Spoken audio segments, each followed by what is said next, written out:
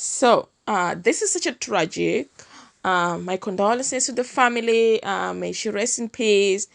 Um, when I had this story first from a colleague, I was like, "What?" Anyway, and then from she's from my country, and I was like, "Oh my God, this is really sad." Yeah. So this young nurse, Helen Wendy Nyabuto, who is 24 years old, had just moved from Kenya to Canada to come and pursue a nursing career. And she had gone swimming. Yeah. It's being said that she went swimming in the swimming pool to relax. She's finished her morning shift. She's gone there to relax, and she decided to live stream herself, swimming. And she went onto the pool before deciding to move to a more deeper end. Yeah. And thereafter, loud cries were heard, and she began kicking violently in the water during the initial 10 minutes long live stream to family and friends. And the people who were there could not get into the water because they got scared, saying, "There's a body in the water, there's a body in the water." Because this is something that didn't take so long to happen. Yeah, the residents at the Otari Hotel called the police, to deal with the situation. Yeah, this is so sad. The family back home were informed. Um, Close friends Alphonse Nyamwaya told the outlet that Helen worked with senior rights until the end and had a real passion for her job. Yeah. And Alphonse was the last person who spoke to Helen before she entered the pool. Yeah, and drowned.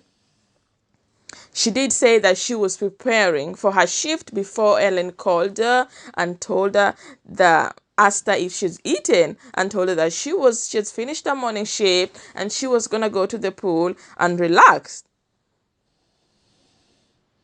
It's being said that Ellen was the family breadwinner back home, paying school fees and all that, And I can imagine when you have somebody who's a breadwinner and then a tragic happens, it's really, really, really hard.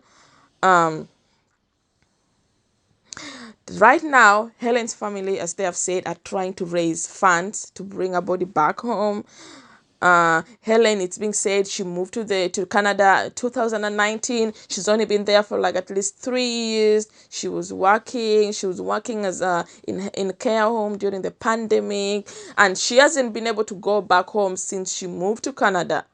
Yeah, she hasn't been able to go back home. It's being said that she was living in Canada and she was sharing a room with her brother, who's called Enoch. Yeah. Her dad was really shocked because I believe he had to find out about this, I think, on social media or whatever, and the family are so heartbroken, so heartbroken. And also people were claiming, because when I first heard this story from someone, a colleague, we were coming from work from a night shift, and my colleague was telling me, "Oh, have you heard there is a girl from your country who has drowned in Canada?" I said, "No, I haven't heard that." Before this news popped up on my phone, I said, "No, I haven't heard that." And she went on and told me, "Oh, this and that, this happened. She was on live stream, she drowned, and this and this and this and that." And she was saying she's not gonna go back home. She's gonna stay here and she's never going back. And people were saying here the family has dismissed claims that Helen had planned her death, because people are saying she had planned her death. So the family had dismissed claim that Helen had planned her death after conversation with friends emerged in which she suggested she might die this year. I quote, "This was the word. These were the words. I will always be here. Even if I die this year, I don't know whether you will come and take my body, she said jokingly in one of her videos. So this is why people were saying, oh, she planned a death. Oh, she planned a death. I know when these sort of things happen, when somebody says something and then the tragic happened, people say, oh, they oversaw that. It was coming. This was going to happen. This was going to happen. I think sometimes people say things or people do things and then tragic happen, maybe because they have seen it, but sometimes it doesn't happen. I really don't know. Sometimes it doesn't happen. So they're saying Helen was rushed to the hospital on Thursday, but several attempts to revive her failed.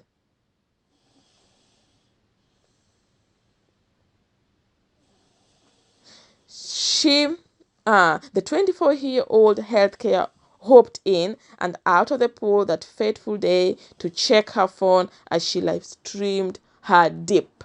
Like, she chose to go to a deep end, and when you go deep end and you can swim, it's gonna be bad. People do drown. It's gonna be bad. Yeah, it's bad. And the dad only found about this on a text, as they say, in a text or social media, which is really, really sad. Yeah, it's really, really sad. It's very, very sad. And now everybody who were watching the live stream go to see this, and nobody was there to help her. Like, she was alone in the swimming pool. Nobody was there. Nobody was there. Like, literally, it's crazy. How can nobody not be there to even help?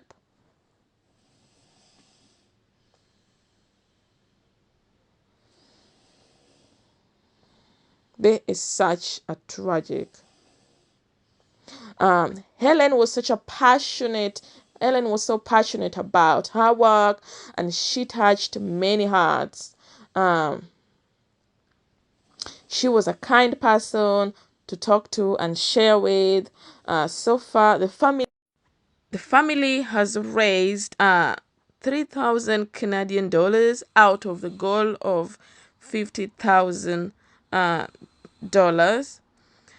The police have indicated or have said that steps were being taken to remove the video from social media platforms.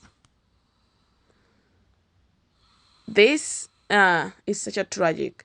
This is social media also tragic. A lot of people do things for social media, and people don't think about the outcome. It's very, very sad. I think we have to be very careful about what we do, things we do, the kind of challenges we choose to take, because social media has cost a lot of lives. Has cost a lot of lives. And it happens every other time. Yeah, it happens, and people never realize, but there's nothing can be done now. It has happened. It's very, very sad. I just wish that we could be more careful about the things we choose to do.